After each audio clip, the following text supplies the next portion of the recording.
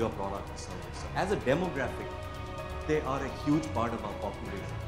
But as an idea, the youth is about a certain set of preferences, psychographics, behavior, which we as Indians are probably best equipped to actually understand. Of saying the concept of a youth, and if as people who are trying to target this group, whether it's with online services, whether it's in terms of career choices, it comes down to saying, can you understand this audience at 6, 8, 10, 12, 14? Because they are changing. Every year they're dramatically changing. Once you've matured, your basics are set. You're taking sort of tactical decisions as you go ahead, as you grow older, but you're not sort of looking at that rate of change.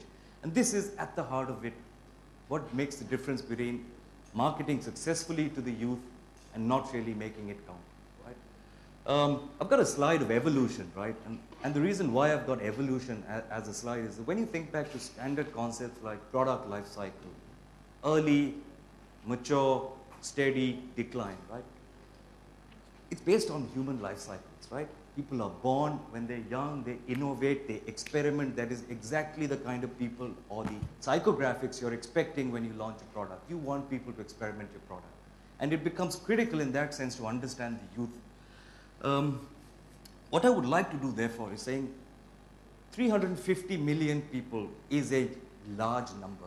And you can use statistics to understand the demographics of this audience, but you need personal insights to understand what makes them tick, what makes them think. That's the hard and soft part of actually successful marketing, right? The first thing, therefore, I'm going to do is talk of certain indicators or certain benchmarks as a marketing person or as someone wanting to make marketing a career, certain things you want to look out for to help you take better judgments when it comes to dealing with the youth. The first is influence, right?